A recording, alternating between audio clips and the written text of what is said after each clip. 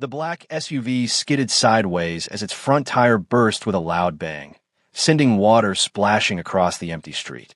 Within seconds, more luxury vehicles stopped behind it. Men dressed in black suits rushed out into the heavy rain, their eyes moving in every direction as they formed a tight circle around the man stepping out of the middle vehicle. "Boss, please stay inside," one bodyguard pleaded. "We'll fix it in a few minutes." The tall Korean man ignored him. Rain soaked his expensive black coat as he looked down the deserted street. His face carried no fear, only quiet patience. He had just finished a tense meeting that could decide the future of his family's empire. His head was filled with problems that no amount of money could solve. Another bodyguard walked over. "Sir, another vehicle is on the way. We only need 10 minutes. Before the boss could answer, he suddenly stopped walking. He lifted his head slightly. Something drifted through the cold rain. A sweet smell, warm butter, fresh vanilla, brown sugar, and something else, caramel. His eyes slowly closed. He breathed in once more. Then again, the smell wrapped around him like an old memory he had almost forgotten. "Where is that coming from?" he asked softly. The bodyguards looked at one another. One sniffed the air. I think it's from over there." He pointed toward a tiny roadside shop with a faded wooden sign hanging above its door. The lights inside were warm. Steam covered part of the front window. A handwritten sign read, "Fresh cakes." One bodyguard quickly stepped forward. "Boss, it could be dangerous." Another added, "Please let us check first." The Korean man did not answer. Instead, he walked toward the little shop. His security team surrounded him from every side. The tiny bell above the door rang as he entered. The warm air hit his face immediately. The smell became even stronger. Fresh cake had just come out of the oven. For the first time that day, the hard lines on his face softened. Behind the counter stood a woman wearing a simple flour-covered apron. She was an obese black woman with kind eyes and flour dusted across her cheeks. A loose scarf covered part of her hair. She looked up in surprise as 6 men in black suits entered her tiny bakery. "Oh my," she whispered. One bodyguard looked around carefully. Another checked the back room. The woman held both hands together nervously. I'm sorry. We're almost closing." The Korean man walked toward the glass display. Only 3 cakes remained. Simple, beautiful, made with care, not expensive, not decorated to impress wealthy customers. Just honest baking. "What cake is this?" he asked. She smiled shyly. "Vanilla, caramel butter cake." He looked at it quietly. "I baked it this morning."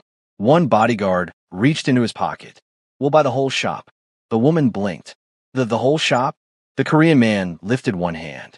His guard became silent. The boss looked at her again. "May I have one slice?" She looked confused. "Just one?" "Yes."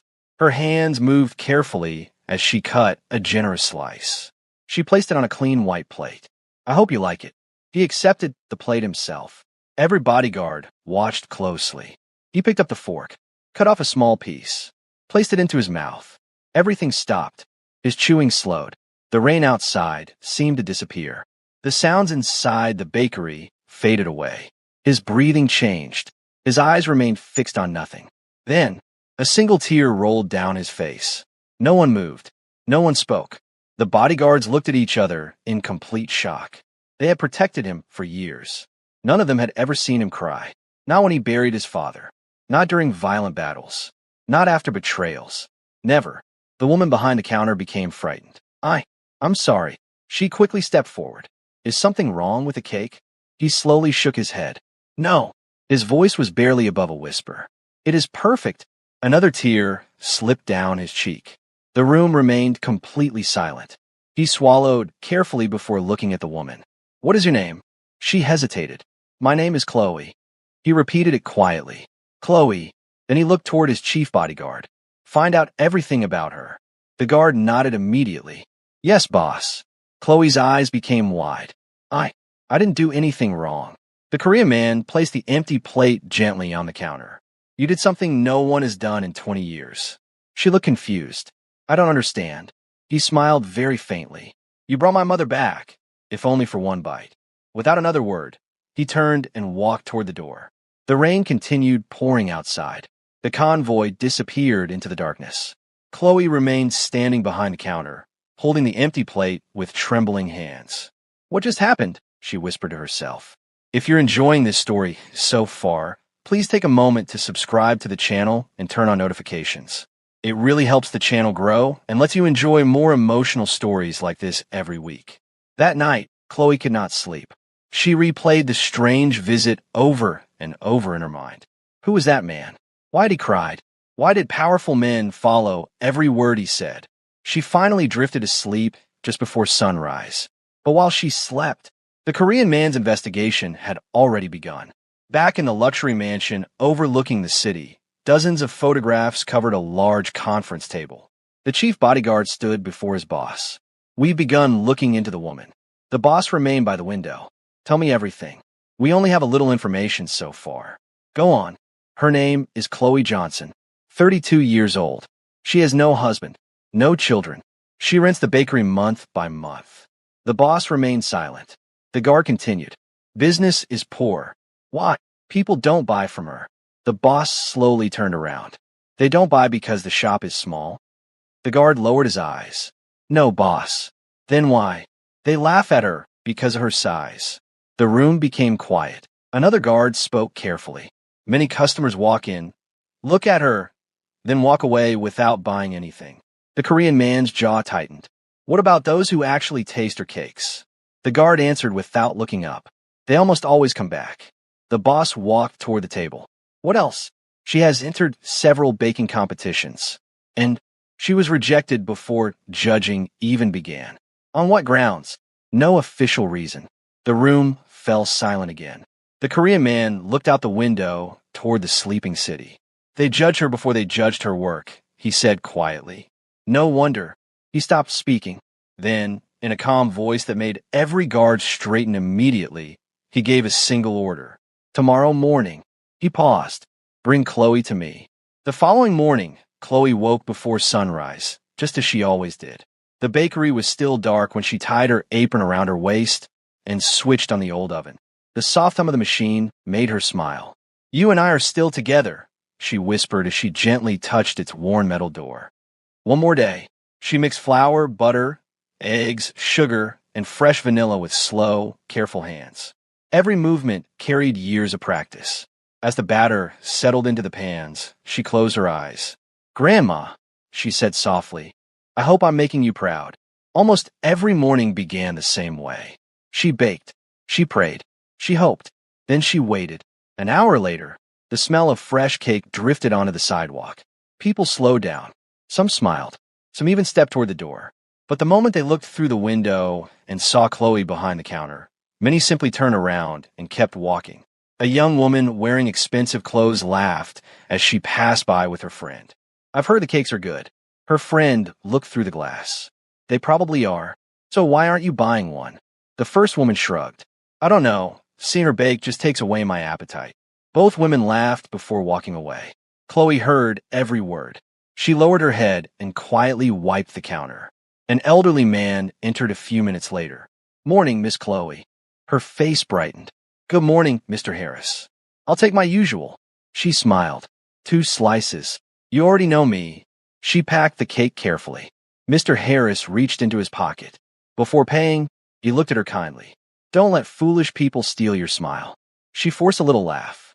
I'm trying. He nodded. They don't know what they're missing. After he left, the shop became quiet again. Nearly 2 hours passed before another customer entered. Then another. Business remained painfully slow. Around noon, 3 black SUVs stopped outside. Every person on the sidewalk turned to look. The same men dressed in black stepped out. Chloe froze. Oh no. The bakery door opened. The chief bodyguard walked inside. Miss Chloe. She swallowed. Why, yes. Our boss wishes to see you. Her hands began shaking. I haven't done anything wrong. No. Then why does he want me? He didn't explain. I can't leave my bakery. We'll wait. She looked around the nearly empty shop. There were only 6 cakes left. No customers. No reason to believe anyone would come before evening. She slowly untied her apron. I'll only be gone a little while. The bodyguard nodded respectfully. We'll bring you back. As she stepped outside, dozens of people watched from across the street. Some whispered. Others took pictures with their phones. One woman shook her head. Those men can't be here for her. They probably have the wrong person. Another answered. No, they called her by name. Chloe heard every word. Her cheeks burned with embarrassment. Inside the SUV, she sat quietly. No one spoke during the drive. The city slowly disappeared behind them. Large buildings gave way to quiet roads lined with tall trees. Finally, enormous black gates opened. The vehicle entered one of the most beautiful estates Chloe had ever seen. A massive mansion stood at the center. Elegant gardens stretched in every direction. She whispered to herself, I don't belong here. One of the guards heard her. Our boss believes you do. She looked at him in surprise. The guards simply smiled. They led her through tall wooden doors into a grand dining room. Everything looked perfect. Crystal lights, long polished table, fresh flowers. Yet the room felt strangely empty. The Korean Mafia boss stood near a large window with his hands behind his back. He turned as Chloe entered. You came. She nodded nervously. You asked for me. He pulled out a chair. Please sit. I'd rather stand. You are not my prisoner. I know. Then why are you afraid? She looked down. I'm standing inside a mansion owned by a man whose guards travel with enough people to protect a president. For the first time, he laughed. It was quiet, short, but real. You are honest. I don't know how to be anything else. He motioned again. Please. This time she sat. A housekeeper entered carrying 2 plates. Both held slices of Chloe's vanilla caramel cake. She looked confused. You saved the cake? I asked my men to buy every slice. She blinked. Why? I wanted another taste. He picked up his fork. So did it still taste the same? She asked. He took one bite, closed his eyes, then smiled. Yes. Relief washed over Chloe's face. I was worried yesterday. Might have been luck. It wasn't luck. She smiled shyly. My grandmother used to say love is the most important ingredient. What was your grandmother's name? Lillian. His eyes paused for a brief moment. Lillian, the name sounded familiar, though he could not remember why. He looked back at Chloe. Tell me about yourself. There isn't much to tell. I decide that. She took a slow breath. I lost my parents when I was young. I'm sorry. My grandmother raised me. What did she do? She baked. And she taught you. Everything I know. She smiled as memories filled her eyes. She used to wake me before sunrise. Feel the dough, Chloe said softly, repeating her grandmother's words. Don't rush it. Cakes remember the hands that make them. The boss listened carefully. When she became sick, I promised her I would open the bakery she never had. Did you keep your promise? I tried. What happened? She laughed sadly. No bank wanted to help me. So how did you open your shop? She looked around the beautiful room before answering. I sold almost everything I owned. My grandmother's jewelry, my little car, my furniture. I even worked night shifts cleaning offices, so I could buy one old oven. The room became silent. And now, she smiled without joy. I barely earn enough to pay rent. He studied her face. You could have quit. I wanted to. What stopped you? She answered without thinking. My grandmother believed someone, somewhere, would one day taste my cake and see me before judging me. A long silence followed. Finally, he said quietly, she was right. Chloe looked at him. I don't understand. You see a businessman. She nodded. The world sees someone to fear. Another pause. But when I tasted your cake, he looked down at the slice on his plate. I remember being a little boy sitting beside my mother. His voice softened. She laughed while feeding me cake. It was the last happy birthday we spent together. My mother died a few months later. Chloe's eyes filled with tears. I'm so sorry. I spent 20 years trying to remember that taste. He looked directly at her. Yesterday, you gave it back to me. She could not speak. Instead, she quietly wiped a tear from her cheek. He reached into his jacket and placed a folded document on the table. I have a proposal. She looked at it, but did not touch it. What is it? A contract. She frowned. I don't sign papers without reading them. Good. She slowly opened it. Her eyes widened. Her breathing stopped. She looked up. You want me to become the head baker for my family. The salary printed on the page was more money than she had earned in several years. She stared at the number again, then quietly closed the contract. I'm sorry. The boss looked surprised. You refuse. Yes. One bodyguard almost dropped the tray he was carrying. No one refused their boss. Not ever. The Korean man remained calm. May I ask why? Chloe stood. Because I worked too hard to become someone else's employee. She smiled politely. My dream isn't to bake in a mansion. She placed the contract back in front of him. My dream is to own a bakery where every child feels welcome, where no one is judged, where people leave happier than they arrived. She took one slow breath. I can't give up that dream. For several long seconds, nobody spoke. Then, the Korean Mafia boss slowly smiled. It was the first genuine smile anyone in the room had seen from him in years. Interesting, he said. Very few people had ever told him no. Instead of feeling insulted, he found himself admiring the courage standing before him. He rose from his chair, looked Chloe in the eye, and said quietly, Then perhaps, I need to make you a different offer. He walked to the window, watching the rain begin to fall again. Without turning around, he added, I want to ask you to work for me. I'll ask you to let me help build the bakery you've dreamed about. Chloe's heart pounded. She had spent years praying for an opportunity like this. But deep inside, another voice whispered, Nothing this generous comes without a price. She looked at the powerful man standing before her and wondered one thing. What would he ask for in return? Chloe remained silent.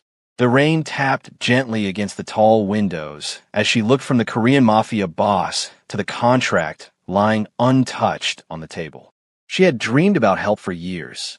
She had prayed for someone to believe in her. Yet now that the opportunity stood in front of her, fear wrapped itself around her heart. She finally spoke. You said you want to help me build my bakery. I do. Why? The boss answered without hesitation. Because your gift deserves to be seen. She slowly shook her head. That can't be the only reason. It isn't. He folded his hands behind his back. You reminded me that I still have a heart. The word surprised everyone in the room. Even his chief bodyguard lowered his eyes.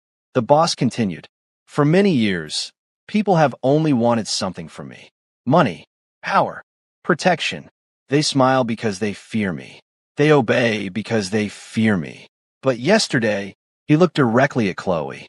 You handed me a piece of cake without knowing who I was. You expected nothing. You simply wanted someone to enjoy your work. Chloe smiled gently. My grandmother always said food should make people feel loved. The boss nodded. I felt exactly that. She looked down. I still don't understand why someone as powerful as you would spend time helping someone like me. He gave a calm answer. Because power means nothing if it cannot change another person's life. The room became quiet again. Chloe took a slow breath. If I accepted your help, you would still own your bakery. You would make every decision. You would hire your own workers. I would not interfere. She looked at him carefully. And what do you receive? He smiled. One fresh slice of cake every Sunday. Chloe laughed before she could stop herself. You crossed an entire city just for cake. No. He smiled again. I crossed the city for peace. Another silence followed. For the first time since arriving, Chloe felt her fear begin to fade. Still, something inside her remained cautious. I need time. You have it. I don't make important decisions quickly. I respect that. She picked up her handbag. I should go back to my shop. I'll have my men take you. As they walked toward the entrance, one elderly housekeeper hurried after Chloe. Miss Chloe. She turned. Yes. The elderly woman gently held both of Chloe's hands. I've worked in this house for 23 years. Chloe smiled politely. The woman continued.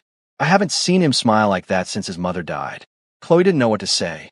The housekeeper squeezed her hand softly. Thank you. The ride back felt shorter. When the SUV stopped outside the bakery, Chloe stepped out quietly. But she immediately noticed something strange. A crowd had gathered. People whispered as she approached. One man pointed. That's her. The woman who left in those expensive cars.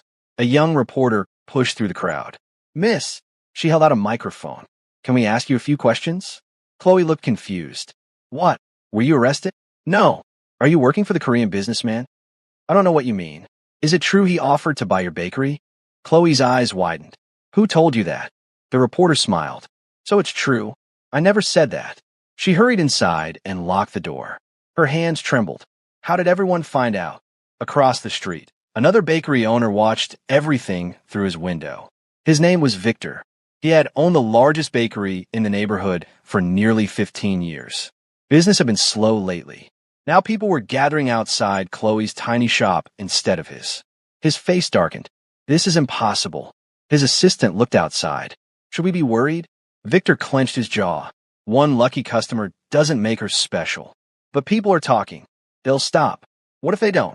Victor looked at Chloe's bakery. They will. His voice carried a dangerous calm. I'll make sure of it. That evening, Chloe finished cleaning the bakery. She counted the day's earnings. Only enough to cover ingredients. Not enough for rent. She sighed. I can't keep living like this. Just then, someone knocked softly. It was Mr. Harris. The elderly customer smiled warmly. I brought you supper. You didn't have to. I know. He handed her a small container. I heard some important people visited today. She laughed nervously. So did the whole city. He sat down. You look troubled.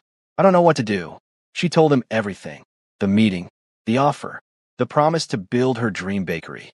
Mr. Harris listened without interrupting. When she finished, he leaned back. Do you trust him? I don't know. Did he threaten you? No. Did he treat you with respect? Yes. Did he listen when you spoke? Yes. Then what scares you? Chloe looked out the window. I'm afraid of owing someone something. Mr. Harris nodded slowly. That's a fair fear. She whispered. What if one day he asks for something I can't give? The old man smiled. Then don't promise anything today. She looked at him. Take one step at a time. People earn trust. They don't receive it all at once. She thought about those words long after he left. Late that night, the Korean Mafia boss sat alone in his private office. His chief bodyguard entered.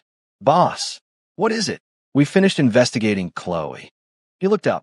Tell me, everything she said today was true. No debts. No criminal history. No hidden business partners. No lies. The bodyguard placed a thin folder on the desk. There's one thing. The boss opened it. Inside was an old photograph. A much younger Chloe stood beside an elderly woman. Both smiled proudly in front of a tiny kitchen. The boss picked up the picture. Her grandmother. Yes. We learned her name. What was it? Lillian Brooks. The boss suddenly became still. His fingers tightened around the photograph. Lillian, he whispered the name again. Then memories flashed across his mind. A warm kitchen. His mother laughing. An older black woman placing a cake onto the table. A familiar smile. His breathing became uneven. I've seen her before. The chief bodyguard looked surprised. You remember her? I think. He closed his eyes. I think she once worked for my family. The room fell silent. If that memory was true, then Chloe's grandmother had been connected to his family decades before either he or Chloe understood. But one question refused to leave his mind. If Lillian had once worked for his family, why had she disappeared without a trace? And why had nobody ever spoken her name again? He looked out into the dark night. Somewhere in the city, Chloe was closing her little bakery, unaware that the answer to those questions could change both of their lives forever. The rain continued through the night. Chloe barely slept. Every time she closed her eyes, she saw the Korean man's face. She remembered the tears that rolled down his cheeks after tasting her cake. She remembered the strange kindness in his voice. Most of all, she remembered his final offer.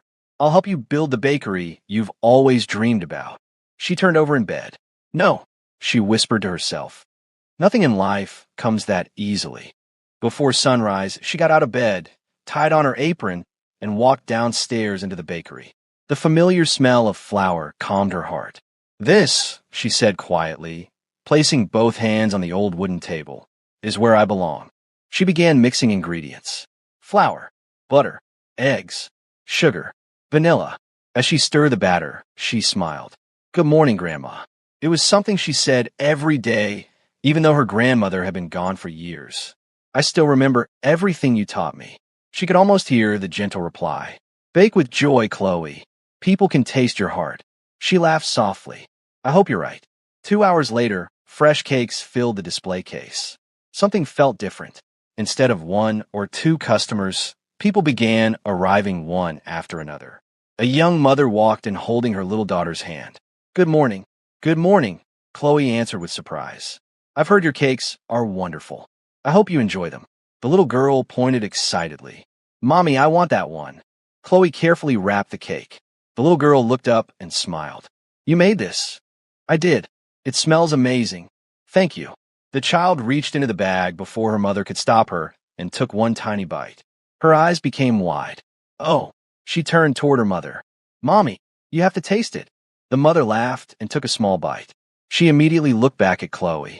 This is incredible. Before leaving, she said something Chloe had almost forgotten people could say. We'll be back. Those 3 simple words filled Chloe with hope. By noon, almost every cake had been sold. She counted the money twice. Then a third time. Tears gathered in her eyes. This has never happened before. She quietly looked toward the ceiling. Thank you, Grandma. She had no idea that photographs of the mysterious convoy outside her bakery had spread across the city overnight. People were curious. Many came only because they wanted to know why such an important man had visited her little shop. But after tasting the cakes, they returned because they truly loved them. Across the street, Victor watched customer after customer enter Chloe's bakery. His own shop remained almost empty.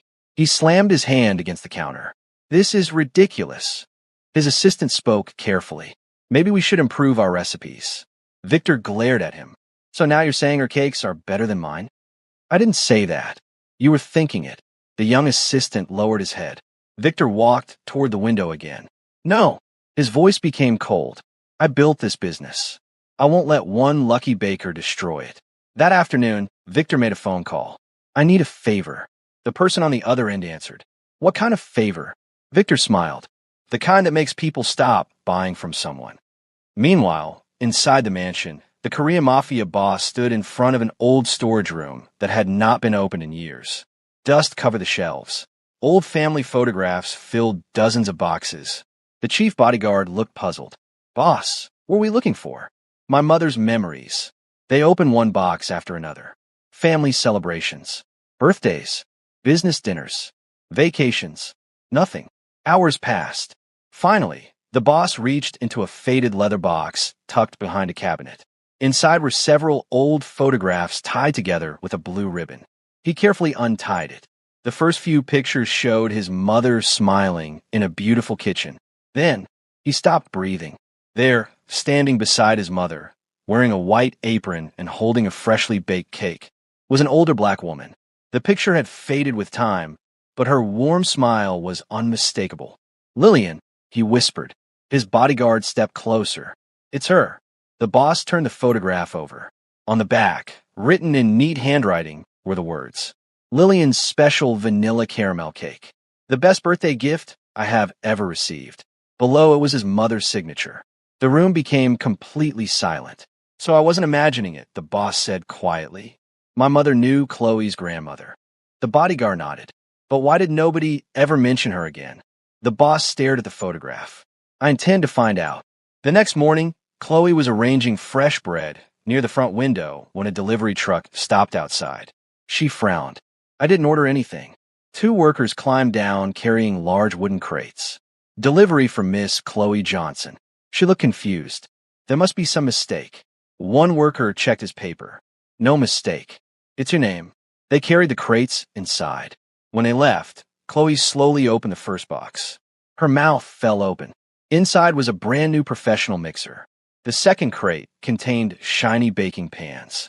The third held decorating tools she had only seen in magazines. The fourth contained a brand new commercial oven. She covered her mouth. No! Tucked inside the final box was a simple envelope. Her hand shook as she opened it. Inside was a short handwritten note. These are not payment. They are an investment in talent. No conditions. No contract. Bake freely. There was no signature. There didn't need to be one. She knew exactly who had sent them. Just then, the bakery door opened. Mr. Harris walked in. He stopped in surprise. My goodness. Chloe handed him the note. He read it carefully, then smiled. I believe he's keeping his word. Chloe sat down slowly. I've spent my whole life waiting for someone to believe in me. Mr. Harris pulled up a chair. Then perhaps this is your season. Before Chloe could answer, a loud crash echoed from outside. Both of them hurried to the window. Someone had thrown a large brick through the bakery's front glass. The window shattered. Customers screamed. A second brick landed inside. Then a third. People ran into the street. Chloe stood frozen. What is happening? Across the road, a man wearing a hood jumped onto a motorcycle and disappeared before anyone could stop him. Within minutes, the bakery was in ruins. Broken glass covered the floor. Several fresh cakes had been destroyed. The new equipment had narrowly escaped being damaged. Chloe slowly dropped to her knees. She picked up a ruined cake with trembling hands. Tears rolled down her face. I just wanted to bake. Mr. Harris gently placed a hand on her shoulder. You didn't deserve this. She could not answer. She simply cried. Less than 20 minutes later, 5 black SUVs stopped outside. The Korean Mafia boss stepped out. His eyes moved across the broken windows, the destroyed cakes, the frightened customers. Finally, they rested on Chloe. She looked up at him through tears. I don't understand. I never hurt anyone. He slowly walked inside. His polished shoes crunched across the broken glass. He looked around without saying a word. Then he turned toward his chief bodyguard. His voice became calm. Too calm. Find out who did this. The bodyguard nodded immediately. Yes, boss. The boss looked back at Chloe. I gave you my word. She wiped her tears. What word? That I would help you build your dream.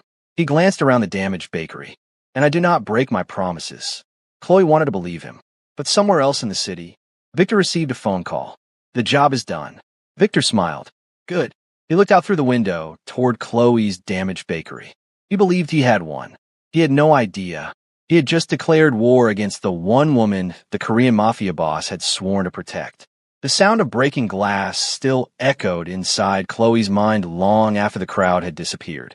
She stood in the middle of her damaged bakery, holding the edge of the counter to keep herself from falling. Tiny pieces of glass covered the floor like scattered ice. Several cakes she had spent hours preparing lay crushed beneath broken window frames. Mr. Harris quietly picked up a broom. Don't touch anything yet, he said gently. You'll cut your hands.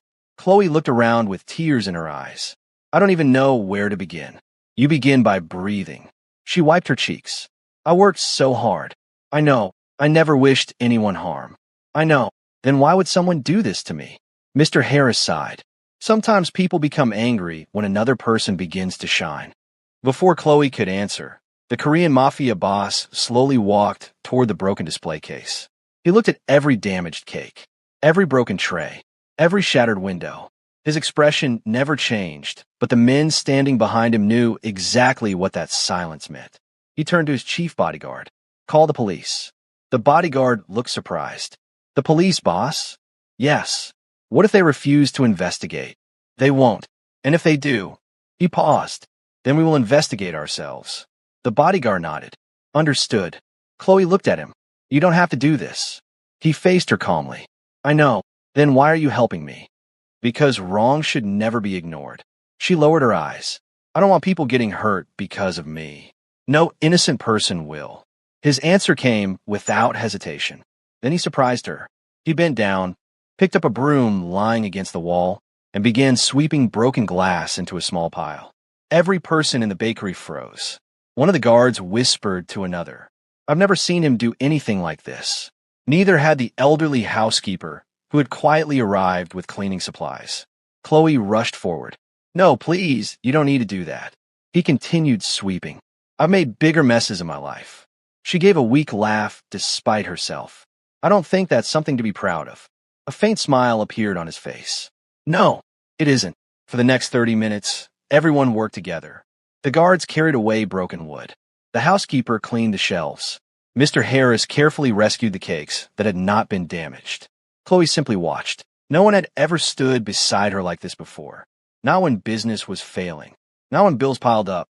Not when people laughed at her. She felt something unfamiliar. She didn't feel alone. When the bakery was finally clean enough to close, she turned toward the Korean man. I don't know how to thank you. You already have. I haven't done anything. You reminded me that kindness still exists.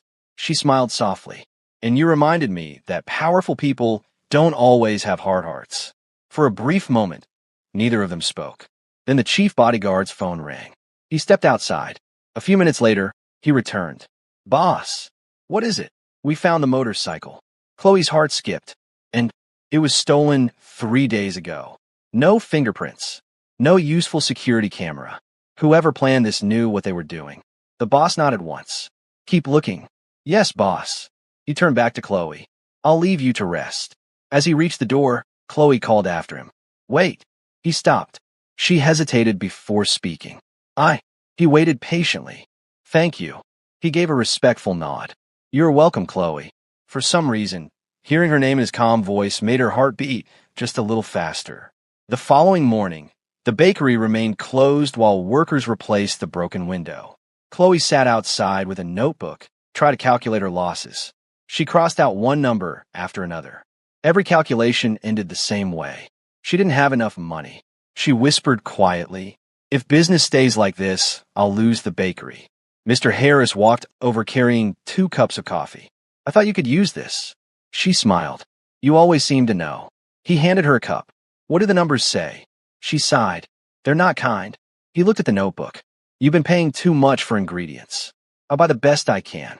"I know, but you're buying as if you're already a large bakery." She nodded slowly. "I've never been very good with money. You've been surviving. There's a difference." She laughed softly. "You sound like my grandmother." "I'll take that as a compliment." As they talked, several people approached the bakery. One woman asked, "Are you open today?" "Not yet," Chloe answered. "We're fixing the window." The woman looked disappointed. "My husband sent me for your caramel cake." Another customer joined them. "I came for 2 chocolate loaves." Then another. "And I wanted your lemon pound cake."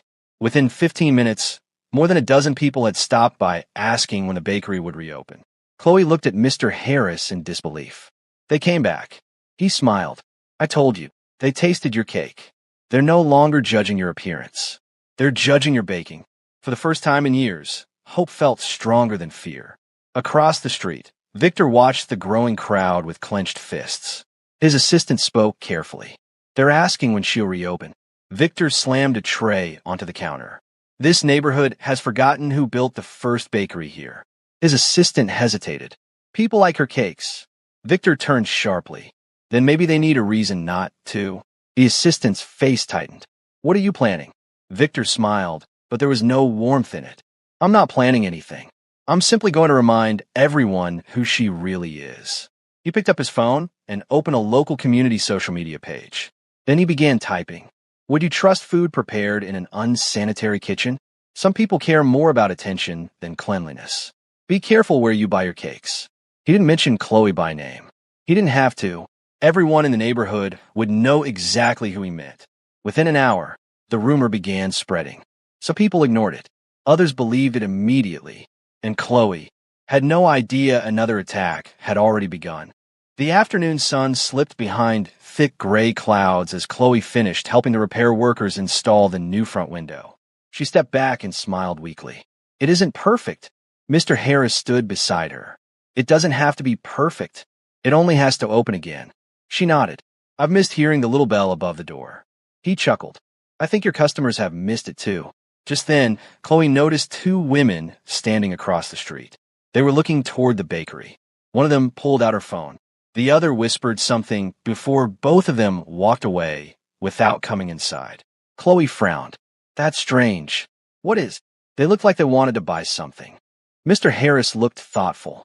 "Maybe they'll come back." "I hope so." She unlocked the front door. The little bell rang. For the first time since the attack, Chloe welcomed customers back inside. An elderly couple entered first. "We're so glad you're open again." "So am I," Chloe replied with a warm smile. "What can I get for you today?" "The vanilla caramel cake." She carefully boxed 2 slices. The husband took one bite before they even reached the door. His face lit up. "I told you." His wife laughed. "You were right. This is worth coming back for." Their words warmed Chloe's heart. One customer became 3. 3 became 6. By late afternoon, nearly half the cakes were gone. Business was better than she expected.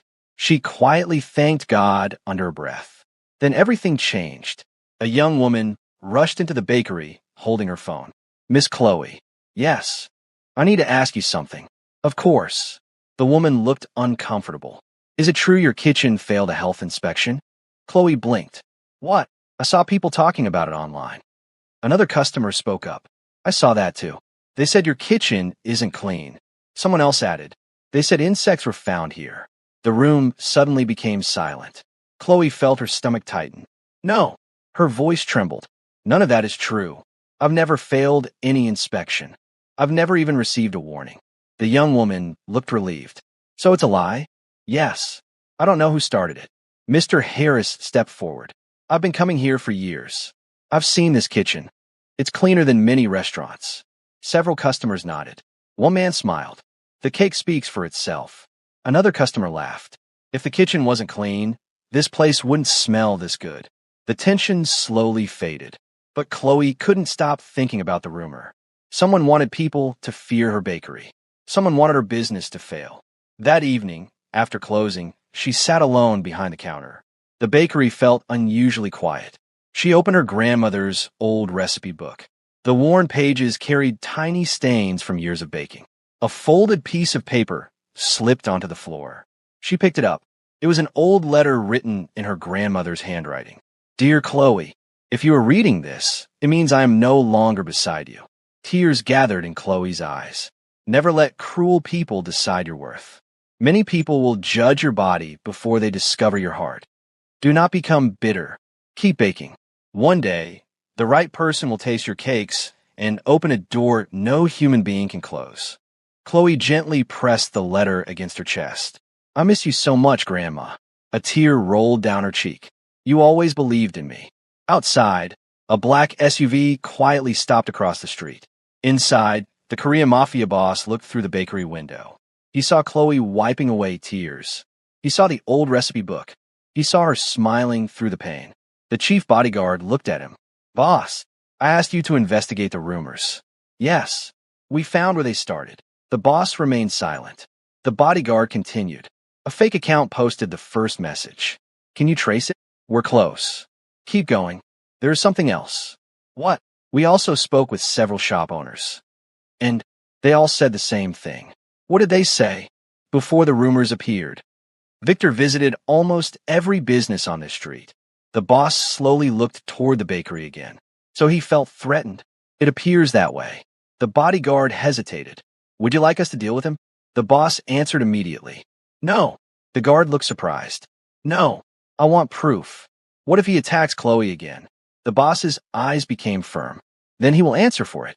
Across the street, Victor stood in the shadows watching the SUV. His face tightened. So, they're still protecting her. His assistant nervously walked over. The rumors didn't work. Victor clenched his fists. Then we'll make people believe them. What do you mean? Victor smiled coldly. If people won't believe words, they'll believe what they see. The assistant suddenly looked worried. Victor, don't do anything foolish. Victor ignored him. Instead, he picked up his phone and called the same unknown man who had helped him before. I have another job. The voice answered. What this time? Victor looked toward Chloe's bakery. I don't want broken windows. I want something much worse. The next morning, Chloe unlocked the bakery with a lighter heart. She had decided she would not let fear steal her dream. As she placed fresh cakes into the display case, the little bell rang. She smiled without looking up. Good morning. No one answered. She turned around. The Korean Mafia boss stood quietly inside the doorway. He was alone. No bodyguards. No convoy. Just him. She looked surprised. You came by yourself. I did. Aren't you worried? He smiled faintly. About what? She laughed. I thought important people never went anywhere alone. I wanted to buy cake. You could have sent someone. I preferred to come myself. She handed him a warm slice of vanilla caramel cake. This one's fresh from the oven. He accepted it. I also came to tell you something. Her smile slowly faded. What is it? I believe someone is trying to destroy your business. Chloe looked down. I've started believing that too. He stepped a little closer. Please be careful. She nodded. I will. Neither of them noticed the man standing outside across the street. Hidden behind a parked delivery truck, he quietly lifted his phone and took several photographs of Chloe and the Korean Mafia boss standing together inside the bakery. A slow smile spread across his face. This, he whispered, is exactly what Victor wanted. He slipped away before either of them saw him. Neither Chloe nor the Mafia boss realized that by morning, those photographs would spread across the city. And once they did, Chloe's quiet life would never be the same again. The Korean Mafia boss remained by the display case, holding the warm slice of cake without taking another bite. Chloe noticed he was unusually quiet. You look like something is bothering you. He looked at her for a moment before answering. It is. Can you tell me? I don't like making promises I cannot keep. She looked confused. You promised to help me. I did. And now you think you can't? He slowly shook his head. No, I think someone is trying to force my hand. Chloe folded her arms. I don't understand. He placed the plate gently on the counter. Yesterday, your bakery was attacked. Today, false stories are spreading. That isn't a coincidence. Her smile faded. You really believe someone is doing this on purpose? I do, and I believe they're only getting started. Chloe looked toward the front window. People were walking past as though nothing had happened. Some smiled and waved. Others stopped to look at the cakes. Everything appeared normal. Yet she suddenly felt uneasy. She lowered her voice. What should I do? Keep baking. She blinked. That's all. For now. You don't want me to close the shop? No. You don't want me to leave town? No. You don't want me to hide? He looked directly into her eyes. No. You have spent too many years hiding because of other people's opinions. I want to ask you to hide now. His words settled deep inside her heart. For years, she had allowed shame to control her life. Every cruel laugh, every insult, every rejection, she had accepted them as if they were the truth. Now, this stranger was asking her to stand where everyone could see her. It frightened her, but also gave her courage. Before she could answer, the little bell above the door rang again. 3 women entered together. One of them looked at the Mafia boss. Her eyes widened. She whispered to her friends, Isn't that the man everyone has been talking about? The second woman nodded. I think so. The third smiled at Chloe. We came because my sister brought one of your cakes home yesterday. She wouldn't stop talking about it. Chloe smiled warmly. I'm happy she enjoyed it. We'd like 3 whole cakes. Chloe almost thought she had heard wrong. 3. Yes. We're celebrating our mother's birthday. As Chloe boxed the cakes, the women continued talking. My sister said your caramel cake is the best she's ever tasted. Another woman laughed. She wasn't lying. When the women left, they thanked Chloe warmly. Not one of them laughed at her. Not one of them looked at her with pity. The Mafia boss quietly watched everything. You see? What? They're coming back because of your gift. Chloe smiled. I waited a long time for this. I know. She looked at him. Ow. He answered honestly. I've read your file. She laughed softly. So, you know all my embarrassing moments. I know your difficult ones. He paused. But I also know you never stopped trying. For a brief moment, neither of them spoke. The silence between them no longer felt uncomfortable. It felt peaceful. Just then, the chief bodyguard hurried into the bakery. He looked serious. Boss. The Mafia boss immediately recognized the expression on his face. What happened? We need a word. The boss glanced at Chloe. I'll be back. He stepped outside with the bodyguard. They walked a short distance away. What is it? The bodyguard handed him a tablet. These were uploaded less than 10 minutes ago. The boss looked at the screen. His face became still. Several photographs showed him standing inside Chloe's bakery. Others showed Chloe smiling while handing him cake. One headline read, Mystery Woman Captures Heart of Powerful Korean Billionaire. Another headline claimed, Secret Romance Begins Inside Small Bakery. The chief bodyguard spoke quietly. The story is spreading fast. The boss kept reading. Some comments congratulated Chloe. Others insulted her. One cruel message read, He must be playing a joke. A man like him would never choose a woman like that. Another said, She's probably after his money. His jaw tightened. What else? The bodyguard scrolled farther. Someone also posted the false health rumors again, and they're connecting them to these photographs. The boss looked back through the bakery window. Chloe was happily arranging fresh bread, completely unaware of what people were saying about her online. He handed the tablet back. Don't tell her. The bodyguard looked surprised. For now. For now. I don't want a day's happiness stolen from her. The bodyguard nodded. Understood. Across the street, Victor stood behind the curtain of his bakery. A slow smile crossed his face as he watched the boss leave. His assistant walked over. The pictures are everywhere. Victor nodded. Good. But some people are defending Chloe.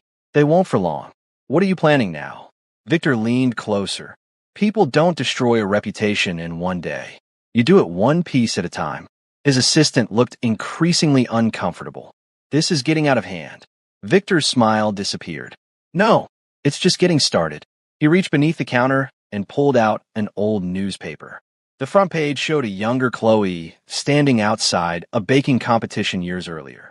The headline read, Local woman eliminated in first round. Victor tapped the picture. Everyone loves success, but they never forget failure. He folded the newspaper carefully. Let's remind them. Meanwhile, Chloe finished serving the last customer before lunch. She looked around the nearly empty display case and laughed in disbelief. I've almost sold out. Mr. Harris clapped his hands together. I haven't seen your shelves this empty in years. She looked at him with shining eyes. I used to pray for days like this. And now, I'm praying they'll continue. She suddenly remembered something. Oh, she hurried into the back room and returned carrying a small paper bag. Mr. Harris smiled. What's this? For you. You don't have to. I know. She placed it into his hands. You were buying my cakes when nobody else believed in me. I'll never forget that. The old man's eyes became wet. I didn't do much. You did enough. He smiled. Your grandmother would be proud. Those words touched Chloe more deeply than he realized. She quietly whispered, I hope so. Outside, the Korean Mafia boss sat inside his SUV without telling the driver to move. His eyes remained fixed on the bakery. The chief bodyguard finally asked, Boss, may I ask you something? Go ahead. When did this become personal? The boss remained silent for several seconds. Finally, he answered, The moment I realized she had spent her whole life fighting battles she never deserved. The bodyguard nodded slowly. And now? The boss looked toward the bakery one more time. Now I intend to make sure she wins. Neither man noticed the black sedan parked farther down the street. Inside sat the unknown man Victor had hired. He lowered a pair of binoculars. Then he spoke quietly into his phone. I've confirmed it. Victor answered immediately. Confirmed what? The Korean is watching her personally. Victor smiled. Perfect. The man hesitated. What do you want me to do next? Victor looked out through his bakery window, his expression colder than ever. I don't want you to touch the Korean. I want you to make Chloe believe she's the reason innocent people are getting hurt. The man was silent for a moment. That will break her. Victor answered in a calm voice. Exactly. And with those words, a far more dangerous plan quietly began to unfold. The next morning, Chloe arrived at the bakery before the sun had fully risen. The neighborhood was still quiet. She unlocked the front door, stepped inside, and took a deep breath. This place still feels like home, she whispered. She switched on the lights, tied her apron, and began preparing the day's batter. As she measured the flour, she smiled to herself. Grandma, today is going to be a good day. She almost believed it. Almost. A gentle knock came at the back door. She frowned. Who could that be this early? She opened the door and found the elderly housekeeper from the Korean Mafia boss's estate. The woman held a woven basket covered with a clean white cloth. Good morning, Miss Chloe. Chloe smiled. Good morning. Please come in. The housekeeper stepped inside and placed the basket on the counter. I brought breakfast. You didn't have to do that. I know. She smiled warmly. But I wanted to. Chloe lifted the cloth. Fresh fruit. Warm bread. Homemade soup. She looked touched. This is so kind. The older woman took Chloe's hands. I came for another reason too. What is it? Our boss has not stopped talking about your cakes. Chloe laughed softly. I still can't believe that. He has also started eating breakfast again. Her smile faded into surprise. What do you mean? There were days when he skipped meals. He worked from morning until night. Sometimes he only drank coffee. But since meeting you, the housekeeper's eyes became moist. He sits down and eats. Chloe looked away. I'm happy to hear that. You've brought peace into a heart that has carried too much pain. Before Chloe could respond, the little bell above the front door rang. A delivery driver entered carrying a large envelope. Package for Miss Chloe Johnson. She signed for it. After the driver left, she opened the envelope. Inside was an invitation printed on thick cream-colored paper. She read it aloud. The National Artisan Baking Showcase invites Chloe Johnson to compete as a featured baker. Her hands began to shake. I've never received an invitation. The housekeeper smiled. Perhaps people are finally seeing what was always there. Tears filled Chloe's eyes. I've applied to this competition 3 times. They rejected me every time. She carefully read the invitation again. They're inviting me instead of making me apply. She covered her mouth. I wish Grandma could see this. The housekeeper hugged her gently. I believe she can. Across town, Victor sat in his office, staring at the same announcement on his computer.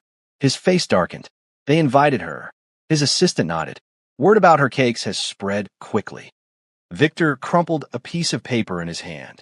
I've competed in that showcase for years. They've never treated me like this. His assistant spoke carefully. Maybe this is an opportunity. Victor looked up sharply. For what? You could congratulate her. Victor laughed without humor. You still don't understand. If Chloe wins, my bakery becomes yesterday's news. His phone buzzed. It was the unknown man. I've been watching. Victor answered quietly.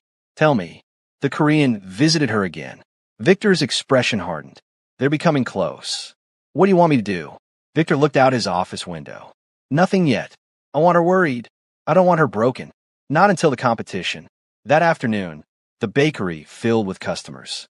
A little boy stood on his toes to see over the counter. Miss Chloe. She smiled. Yes. My grandma says your chocolate cake makes people smile. Does she? He nodded eagerly. I had a bad day at school. She leaned forward. I'm sorry. My classmates laughed because I read slowly. Chloe's heart tightened. She carefully placed an extra cookie into his bag. This one's on me. His eyes grew wide. Really? Really? He smiled for the first time. Thank you. As he walked away, Mr. Harris quietly said, You saw yourself in him. Chloe nodded. I know what it's like when people laugh before they know you. Mr. Harris smiled.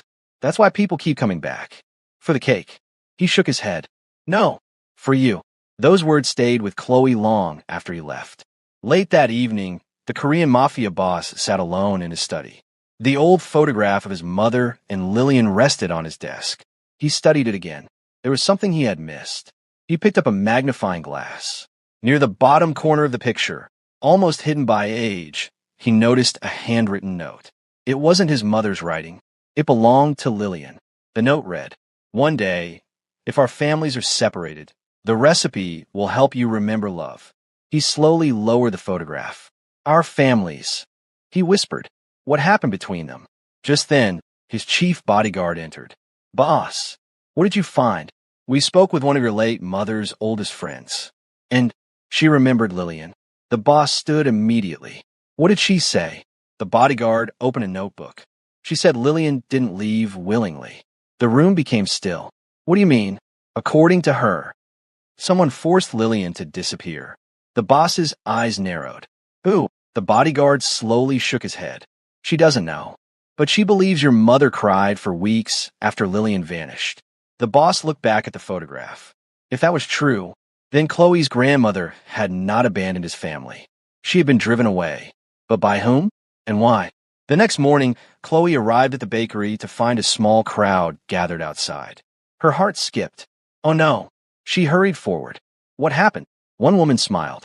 We've been waiting for you to open. Another customer laughed. You sell out too early. An older gentleman added, You need a bigger bakery. Chloe laughed through happy tears. One day, as she unlocked the door, she noticed a folded piece of paper lying just inside the entrance. She picked it up. There was no name, only one sentence written in bold black letters. Stay away from the Korean man if you want everyone around you to stay safe. The color drained from Chloe's face. Her hands began to tremble. She quickly folded the note before the waiting customers could read it. Miss Chloe, one woman asked, Are you all right? Chloe forced a smile. Yes, I'm fine, but she wasn't. For the rest of the day, she could barely concentrate. Every time the bell above the door rang, she looked up nervously. Every unfamiliar face made her uneasy. That evening, after closing, she sat alone in the dark bakery, holding the threatening note. She whispered to herself, Is this because of me, or because of him? She knew only one thing. If someone was willing to threaten her without showing their face, the danger was no longer just about cakes. And somewhere across the city, hidden inside a parked car, the unknown man watched the bakery lights go out. He smiled to himself. The fear has begun. He reached for his phone. Victor answered on the first ring. Well, the man looked toward the darkened bakery. She found the note. Victor closed his eyes with satisfaction. Good. What next? Victor's voice turned cold. Now we wait. The frightened make mistakes. Neither of them realized that another pair of eyes had been watching from the rooftop across the street. One of the Korean Mafia boss's trusted security men lowered his camera after photographing the exchange. He quietly spoke into his radio. I found a man delivering the threats. There was a brief pause. Then the boss's calm voice came through the speaker. Do not arrest him. Follow him. I want the person giving the orders. The guard smiled. Yes, boss. For the first time since the attacks began, the hunter had become the hunted. If you're enjoying this story, don't forget to subscribe to the channel and turn on notifications. More emotional stories like this are on the way, and your support helps the channel grow. The following morning, Chloe stood in front of the bakery mirror before opening the shop. She looked at the threatening note one more time. Stay away from the Korean man if you want everyone around you to stay safe. She folded it carefully and slipped it into her apron pocket. I won't let fear control me, she whispered. Even as she spoke those words, her hands trembled. She unlocked the front door. The familiar bell rang. Within minutes, customers began arriving. Some came for birthday cakes. Others came for fresh bread. Several simply wanted to encourage her after hearing about the broken window a few days earlier. An elderly woman reached across the counter and squeezed Chloe's hand. Keep going, sweetheart. We're all proud of you. Chloe smiled. Thank you. You've been very kind to me. The woman laughed. No, you've been kind to this whole neighborhood. Those simple words stayed with Chloe long after the customer left. For years, she believed people only noticed her weight. Now, they were noticing her heart. Yet the threatening note remained heavy in her pocket. Every time she touched it, her smile faded. Across the city, the Korean Mafia boss sat in his office while his chief bodyguard spread several photographs across a large table. One showed the unknown man slipping the threatening note beneath Chloe's bakery door. Another showed the same man entering an abandoned warehouse. A third showed Victor meeting him later that evening. The bodyguard pointed toward the photographs. We followed him for 2 days. The boss remained silent. There is no longer any doubt. He looked at Victor's photograph. So it is him. Yes. And the rumors online? Our investigators traced several fake accounts. They all lead back to computers inside Victor's bakery. The room became quiet. One younger guard stepped forward. Boss. Yes. Give the order. The boss looked at him. What order? We can end this today. The boss slowly shook his head. No. The guard looked confused. He attacked Chloe. He spread lies. He hired someone to threaten her. Why wait? The boss answered calmly. Because Chloe has fought her whole life to earn respect honestly. If I destroy Victor with fear, people will say her success came from me. He stood and walked toward the window. I want the truth to defeat him. The chief bodyguard smiled slightly. You've changed. The boss looked outside. Perhaps. Meanwhile, Victor welcomed reporters into his bakery. He wore a bright smile. His display shelves were filled with colorful cakes. He laughed loudly as cameras flashed. One reporter asked, Business has been difficult lately. How are you responding to the competition from the bakery across the street? Victor smiled politely. I don't believe in attacking competitors. I simply focus on quality. Another reporter asked, What do you think about Chloe's invitation to the National Artisan Baking Showcase? He pretended to be surprised. I think it's wonderful. I wish her nothing but success. His assistant stood nearby, listening in disbelief. The moment the reporters left, Victor's smile disappeared. Call him. The assistant hesitated. Again. Now. The unknown man answered after 2 rings. Victor lowered his voice. She's still planning to compete. What do you want? Victor looked toward Chloe's bakery through the front window. I want her to withdraw on her own. Late that afternoon, Chloe closed the bakery early. She placed the handwritten note inside her purse and walked toward the police station. Mr. Harris noticed. Where are you going? I need advice. I'm coming with you. You don't have to. I know, but you're not walking in there alone. 30 minutes later, they sat across from a police inspector. He carefully read the threatening note. Then he sighed. I'm sorry. Chloe looked worried. Can you help me? We'll file a report. But without fingerprints, witnesses, or security footage. He spread his hands. There isn't much we can do. She lowered her eyes. So I just wait. We'll increase patrols. But I suggest being careful. Outside the station, Chloe looked exhausted. Mr. Harris gently spoke. What are you thinking? She answered honestly. I'm thinking everyone was safer before I met him. He stopped walking. No, they weren't. She looked confused. What do you mean? The people attacking you didn't create your fear. They only exposed it. She looked away. I don't want anyone getting hurt because of me. Mr. Harris smiled sadly. You remind me of your grandmother. She carried everyone's pain. You don't have to carry this alone. That evening, the Korean Mafia boss unexpectedly arrived at the bakery just before closing. He noticed immediately that Chloe's smile was missing. You've had a difficult day. She nodded. Yes. He remained quiet, giving her time to speak. Finally, she reached into her purse and handed him the threatening note. I didn't want you to see this. He unfolded it slowly. His face remained calm. When did this arrive? Yesterday morning. And you didn't tell me. I didn't want more trouble. He looked directly at her. Chloe. She met his eyes. You are not trouble. His voice was gentle. The people doing this are responsible. Not you. She struggled to hold back tears. I keep asking myself one question. What question? If I had never met you, would my life still be peaceful? The words struck him harder than she realized.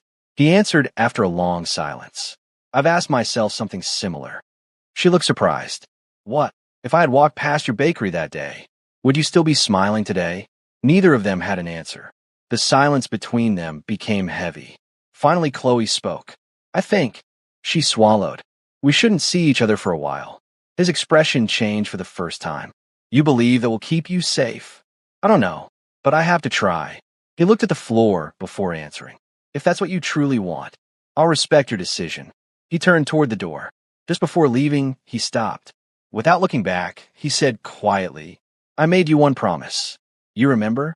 She nodded. Yes. I haven't forgotten. Neither have I. Then he walked away. From a second-floor window of Victor's bakery, binoculars followed every moment of the conversation. Victor slowly lowered them. A satisfied smile spread across his face. They're pulling apart. His assistant didn't smile. This has gone too far. Victor ignored him. No, this is exactly where I wanted them. He picked up his phone and called the unknown man one more time. The first part worked. What now? The man asked. Victor's smile became colder. Now we make sure Chloe never walks into that baking competition. The man paused. What are you planning? Victor answered in a calm voice that sent a chill through the room. By the end of this week, she won't believe she deserved to stand in front of those judges.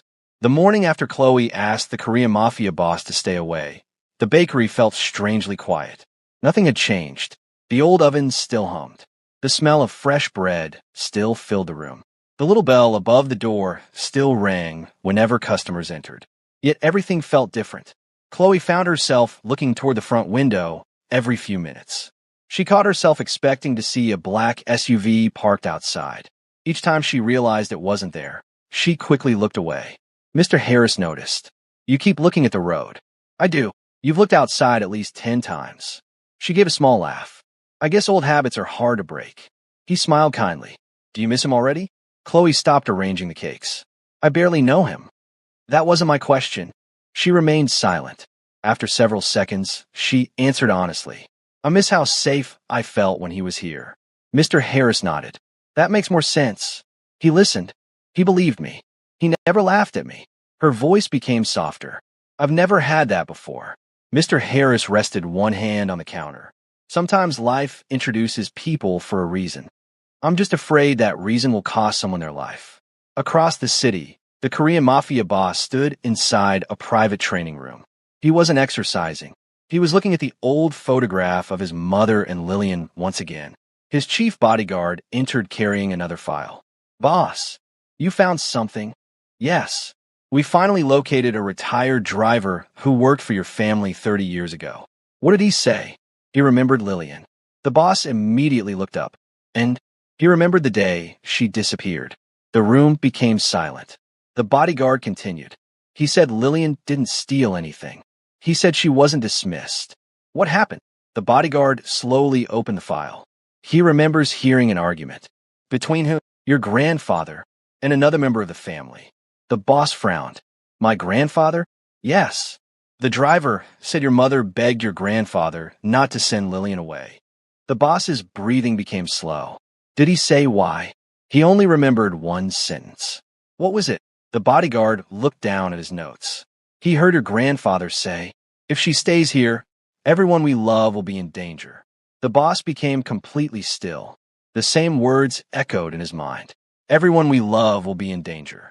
They sounded frighteningly similar to the threat Chloe had received. He slowly looked toward the window. This isn't just about jealousy anymore. The bodyguard nodded. I was thinking the same thing. Meanwhile, Victor stood inside his bakery watching customers cross the street toward Chloe's shop. His assistant walked over carrying the morning sales report. We're down again. Victor barely looked at it. I expected that. What if this doesn't work? Victor smiled. It will. His assistant lowered his voice. I've worked with you for 12 years. I've never seen you hate someone like this. Victor looked across the street. I don't hate Chloe. Then why are you doing this? Victor answered quietly. Because nobody noticed me until she arrived. I spent years building this bakery. I won competitions. I trained apprentices. And in 1 month, everyone forgot my name. His assistant sighed. They didn't forget you. They discovered someone else. Victor shook his head. You don't understand. If she wins the National Artisan Baking Showcase, my career is finished. He looked toward the office door. Bring me the sample. The assistant hesitated. You still want to do that? Yes. The assistant reluctantly placed a small box on the table. Inside was a cake decorated almost exactly like Chloe's famous vanilla caramel cake. Victor smiled. People love originals. He looked at the cake. But they can't always tell the difference from a copy. That afternoon, Chloe received another visitor. This time, it was a young woman wearing a badge from the National Artisan Baking Showcase. Miss Chloe? Yes. My name is Denise. I help organize the competition. Chloe smiled warmly. It's nice to meet you. I only stopped by to confirm that you're still planning to compete. Chloe hesitated. The threatening note flashed through her mind. She looked toward the empty corner where the Korean Mafia boss usually stood whenever he visited. He wasn't there. She slowly looked back at Denise. Before she could answer, Mr. Harris quietly cleared his throat. Denise smiled politely. We need your answer today. Chloe's hands tightened around her apron. For several long seconds, she couldn't speak. Then she remembered her grandmother's letter. Never let cruel people decide your worth. She took a slow breath. Yes. Denise smiled. So you'll be there? Yes. I'll compete. The organizer extended her hand.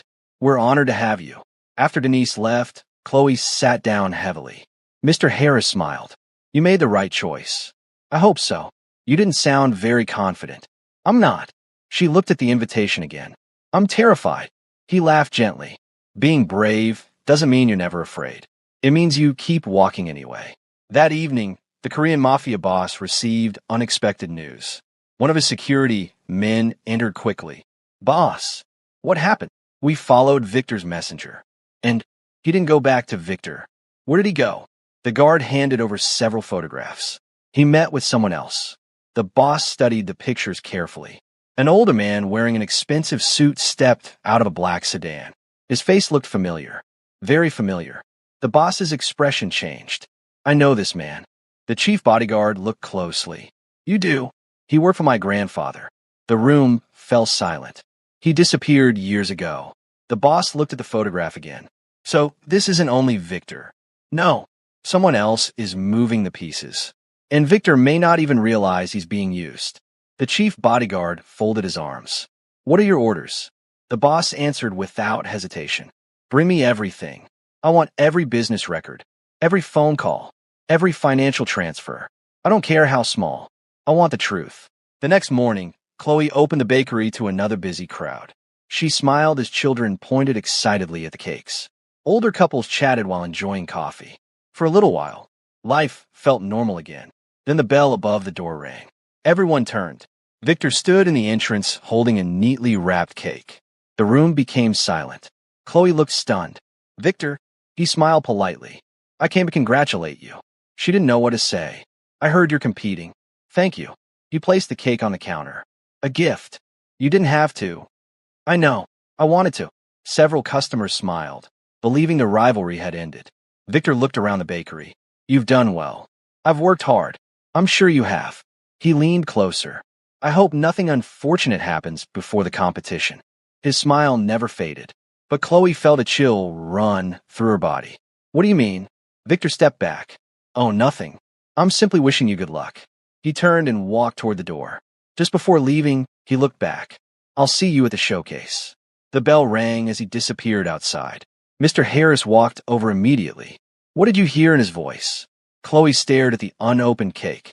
A warning. Across the street, Victor climbed into his car. His phone rang.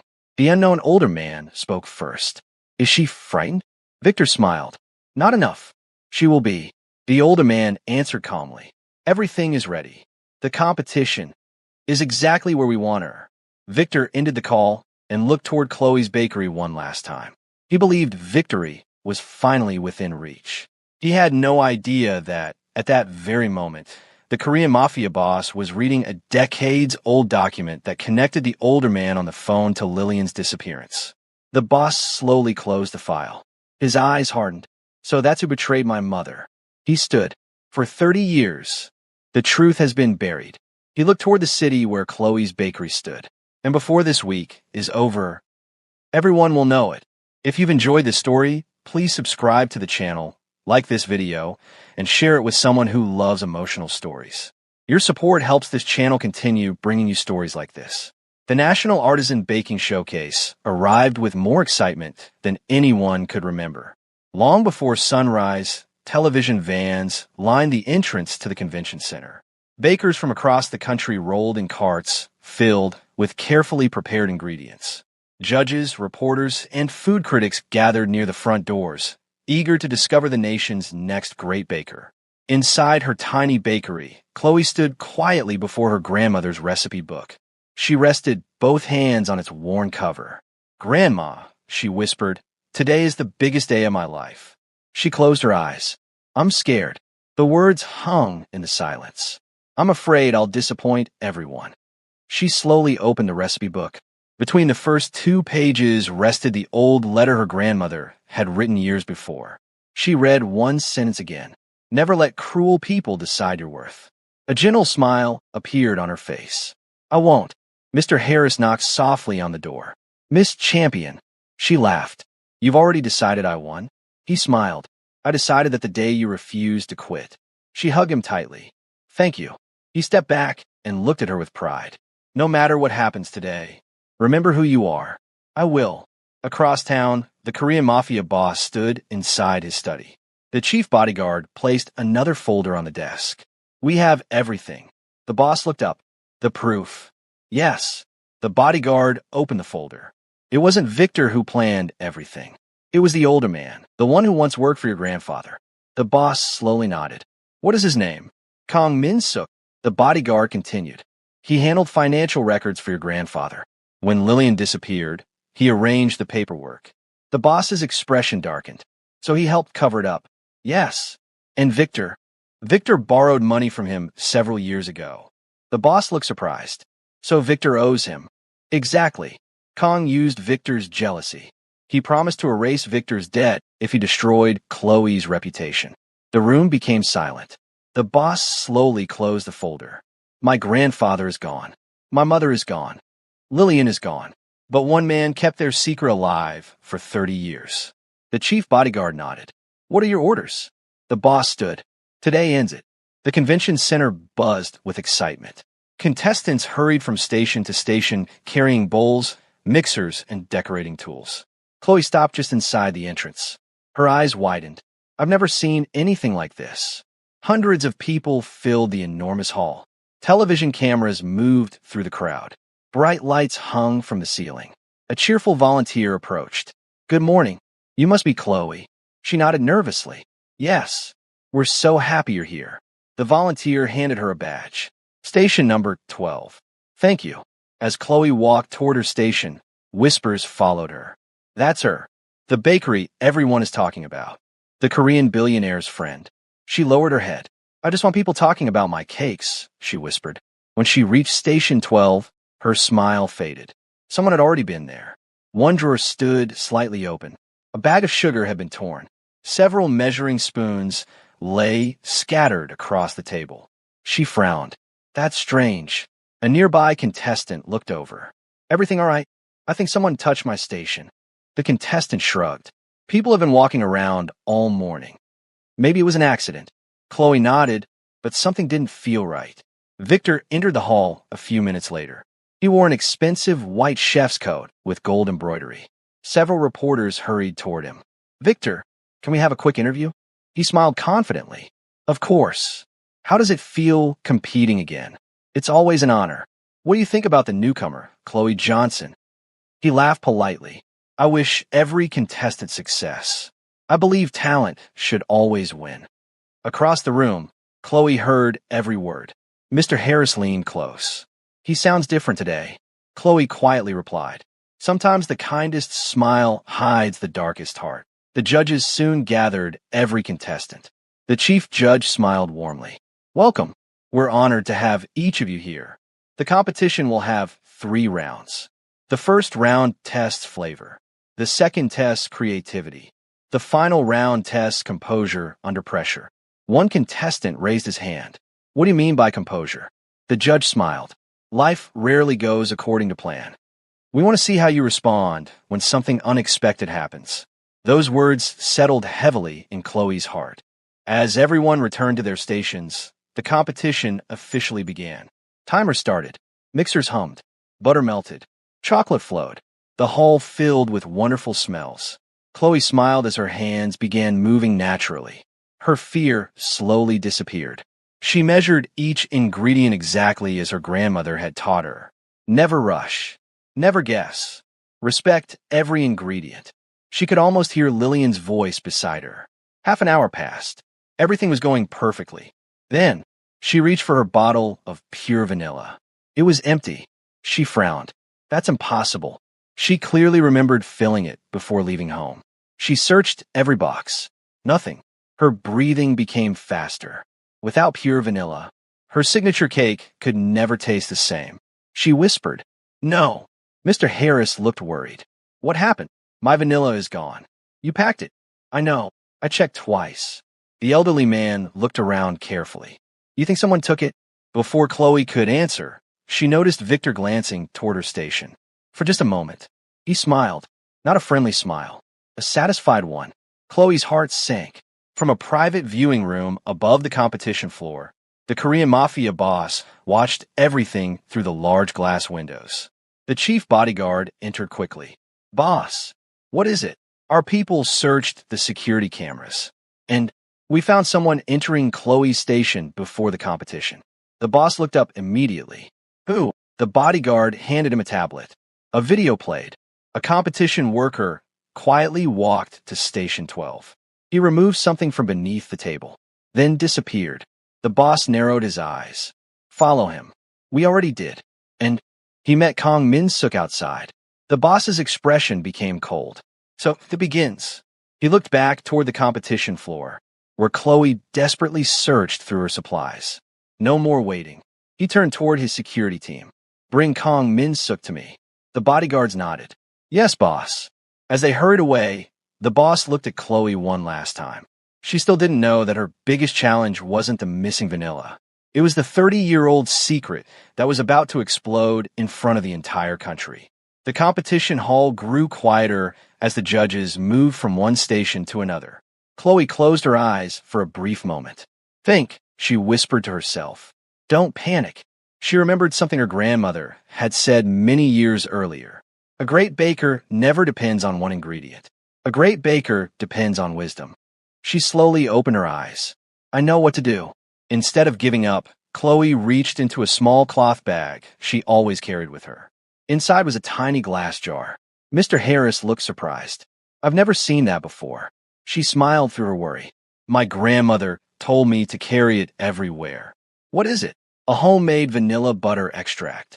I've never had to use it. She held the jar gently. She called it her emergency blessing. Mr. Harris laughed softly. Your grandmother thought of everything. Chloe nodded. She usually did. She poured a small amount into the batter. The sweet aroma filled the air. Several nearby contestants turned their heads. One whispered, Where's that smell coming from? Another smiled. It smells incredible. Across the room, Victor's confident smile slowly disappeared. He looked toward Chloe's station. Impossible, he muttered. I made sure. He stopped speaking. His assistant, standing among the audience, quietly lowered his head. For the first time that day, Victor looked nervous. 1 hour later, the first round ended. Contestants placed their cakes before the judges. The chief judge tasted Victor's cake first. He nodded politely. Very balanced. Another judge added, excellent texture. Victor smiled with confidence. Then the judges reached Chloe's table. The chief judge cut a small slice. He took one bite. His eyes widened. The other judges immediately tasted theirs. For several long seconds, no one spoke. The audience became completely silent. Finally, the oldest judge smiled. I haven't tasted a cake like this in many years. Another judge slowly nodded. It reminds me of something. The chief judge looked at Chloe. Who taught you this recipe? My grandmother. What was her name? Lillian Brooks. The oldest judge suddenly stopped smiling. He looked carefully at Chloe. Lillian Brooks? Yes. He slowly placed his fork on the table. I knew her. The room became silent. Chloe blinked in surprise. You knew my grandmother? I judged a small baking competition nearly 30 years ago. Your grandmother should have one. What happened? The judge looked down sadly. She disappeared before the final round. I never saw her again. Tears filled Chloe's eyes. My grandmother never told me that. The judge smiled gently. She was one of the finest bakers I've ever met. The audience applauded. Chloe covered her mouth as tears rolled down her cheeks. For the first time in her life, someone outside her family had publicly honored her grandmother. Meanwhile, inside a private conference room beneath the convention center, Kang Min-suk sat quietly between two security officers. The Korean Mafia boss entered. Kang looked up. So, you finally found me. The boss remained standing. For 30 years. Kang smiled faintly. I wondered when this day would come.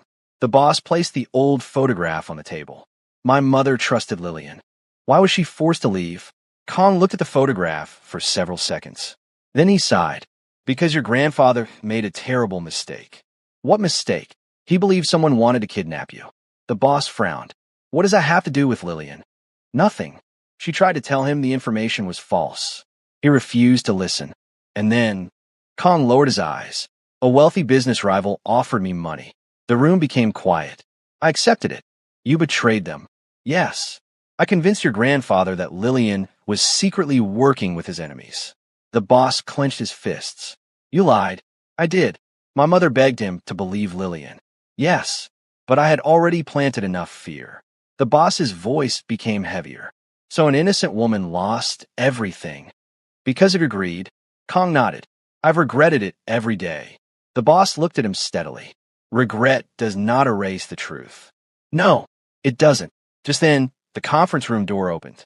Police detectives entered. The lead detective spoke clearly. Kang Min-suk, you are under arrest for fraud, conspiracy, evidence tampering, and several other financial crimes connected to this investigation. Kang quietly stood. Before leaving, he looked back at the boss. There is one more thing. What? Lillian never hated your family. She prayed for your mother until the day she died. Those words struck the boss deeply. He closed his eyes for a brief moment. Then Kang was led away. Back inside the competition hall, the final round had begun. Only 3 contestants remained. Victor, Chloe, and a young pastry chef from another city. The final challenge was announced. You have 90 minutes. Create a cake that tells your life story. The contestants immediately began working. Victor built an elaborate cake covered in expensive decorations. The young pastry chef created a modern design filled with colorful sugar art. Chloe stood quietly. She didn't move. Mr. Harris looked concerned. What are you thinking? She smiled. She baked 3 simple layers. 1 represented hardship. 1 represented hope. 1 represented love. She covered the cake with smooth buttercream instead of fancy decorations. At the top, she placed a single small flower made by hand. When the judges reached her table, the chief judge asked, "Tell us about your cake." Chloe smiled. My grandmother taught me that beautiful things don't always need to be complicated. She pointed to the bottom layer. This is my pain, the middle layer. This is the kindness of people who refuse to give up on me. Finally, she touched the flower. This is hope. It only takes 1 flower to remind us that spring always comes after winter. Several people in the audience quietly wiped away tears. Even the television reporters stopped taking notes for a moment. The judges tasted the cake. One after another, they smiled. The chief judge slowly stood. He looked toward the audience. I believe we have our winner. The entire hall held its breath. He opened the envelope. In first place, he paused. Miss Chloe Johnson. The hall erupted into applause. Mr. Harris threw both hands into the air. I knew it. Chloe stood frozen. She couldn't speak. The chief judge walked over and handed her the championship trophy. You didn't simply bake a cake. You shared your heart. As tears streamed down Chloe's face, she looked toward the audience. Standing near the back was the Korean Mafia boss. Their eyes met. He smiled, not with pride in himself, with pride in her. She had done it on her own. The applause slowly settled. The boss walked onto the stage with permission from the organizers. He stopped beside Chloe. She looked at him in surprise. I thought we agreed to stay apart. He smiled gently. We did, but today, I came to keep a promise. He nodded toward the entrance. The convention center doors slowly opened. Outside stood a beautifully restored corner bakery with a new sign already in place. The sign read, Chloe's Bakery. She covered her mouth. What? He handed her a small envelope. Inside was the deed. The building is yours. No loans. No conditions. No partnership. You own it. She looked at him with tears flowing freely. I can't accept this. He smiled. Yes, you can. You earned it. You proved your talent before anyone knew the truth. You stood back up every time life knocked you down. I only removed the final obstacle. Chloe hugged the deed against her heart. Then she looked at the audience. I spent years believing nobody wanted me. She smiled through her tears. But today I learned something. The right people don't look at your appearance first. They look at your character. They look at your kindness. They look at your heart. The audience rose to its feet in a standing ovation. Outside, customers were already gathering in front of the new bakery. Not because they pitied Chloe. Not because of rumors. Not because of the Korean Mafia boss. They came because they believed in her. Mr. Harris quietly whispered, Your grandmother kept her promise. Chloe looked toward the sky and smiled. She always does. The Korean Mafia boss stood beside her. I have one more question. She looked at him. What is it? He smiled warmly. When your bakery opens tomorrow, may I be your first customer? Chloe laughed through happy tears. You'll have to stand in line like everyone else. He laughed. I'll gladly wait. The crowd laughed with them. For the first time in many years, both of them felt completely free. If this story touched your heart, please subscribe to the channel, like this video, and share it with someone who believes that kindness, perseverance, and hope can change a life. Thank you for listening, and we'll see you in the next story.